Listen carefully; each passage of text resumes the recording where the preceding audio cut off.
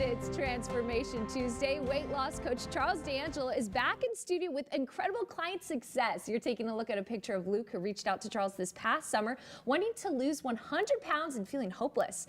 Fast forward now, here he is now less than a year later. He's down 100 pounds. Luke, you look incredible. Please have a seat. Thank you for being here today. Yeah. So tell us, what made you first decide to take that call to Charles over the summer? I think the big thing was control. You know, I was trying to figure out, how do I get my health back into place? How do I get my professional career in place?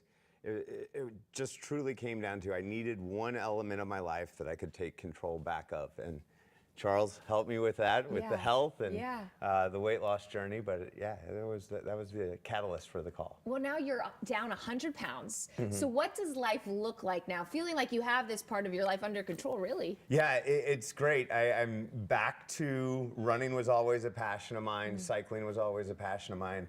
My boys race bicycles, so it's nice to be out on the track with them. So it's like I said, taking back control and getting me back to where I felt like I was in my head, but my body didn't match, nor was the physicality match. Right. Charles, I love what he's saying here, because that's a lot of what you're teaching, is this holistic approach. It's a lot about this is mental. So when it comes to the holidays, what can we mentally do to prepare? I mean, how can we go into the holidays and feel like we have some sense of control? Well, Luke said it well. I think it's all about being strategic instead of being spontaneous. He used the word control. That's a good way of thinking about it. It's having a plan ahead of time. So knowing what you're going to eat, when you're going to eat, making sure the exercise is scheduled.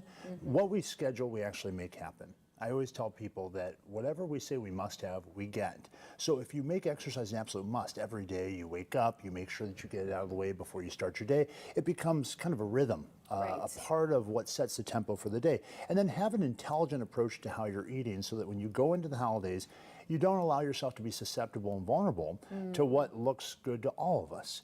You never eliminate temptation. You never eliminate the idea of walking through a bakery and it smelling good, or thinking about those things. But what you continue to focus on, it's not the idea of that being in you that's the problem. It's what you focus on and what you fuel. What part of yourself are you actually giving energy to? So when I partner with a client, I always tell them, I'm partnering with the healthy part of you. The part of you that's saying, I think it's a better idea to think medium to long term, not about what's going to feel good in this moment, but make me feel worse tomorrow, the next day. Think about Thanksgiving. So many people wake up after Thanksgiving and they have this tremendous sense of regret. I wish I wouldn't have done that. I should have worked out. I shouldn't have eaten so much. Because they operate from this philosophy that food's giving them energy. In fact, it's not the food that's giving you energy.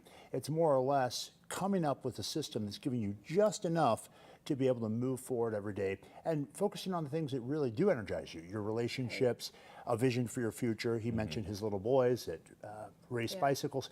These things are the things that are the spice of life, that really give us juice, that get us up early and keep us up late. So it's energizing those aspects of your life, not complicating those aspects of your life by creating a problem with food. Yeah, it really is a simple approach. Now, Luke, if there's someone that's watching this, they're on the fence, it's almost New Year's resolution time. For sure. What would you want to tell them?